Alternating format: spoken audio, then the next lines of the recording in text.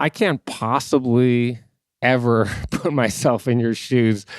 I don't think I'd last a day on any of your expeditions, but when I think about going on one of them, and then I think about what the biggest highlight of one would be for me, and which I think would probably be for the overwhelming number of my listeners and viewers, it'd be overcoming the tremendous amount of anxiety and fear about going on a trip where the odds of completing it are nearly impossible. And that if we make it and don't die, our greatest moment would be completing it and achieving success against all odds. But that's not your view. You've said that the greatest moment of your trips is the day you leave.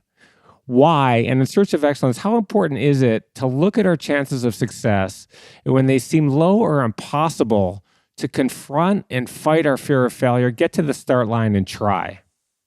Why do we do what we do? Simply because it's unknown.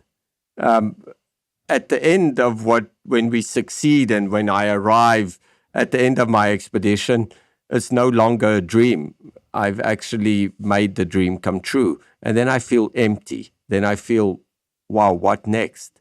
So the moment that you stand there ready to go out and find the answers to your questions, that's the most interesting part of the expedition. The moment to actually make that first step to go into the unknown, that moment that you say, I'm not sure that I will make it, but I will be able to learn from it. I will enrich my life with knowledge, and I would have experience that nobody can take away from me. Stock exchanges goes up and down. Shares prices rise and fall. You might lose or you might win. Knowledge is the only thing that you can never lose. Knowledge that you carry in your heart, nobody can steal away from you. It's your wealth.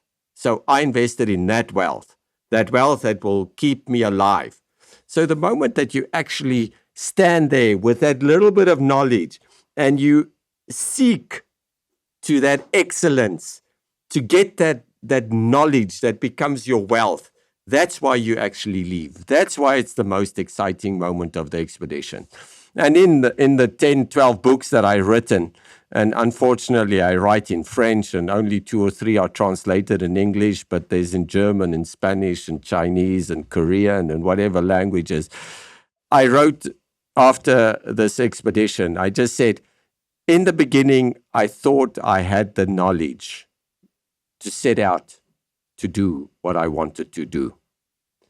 But it's only on arrival that I knew that even now that it's done, I don't have the knowledge to redo what I did.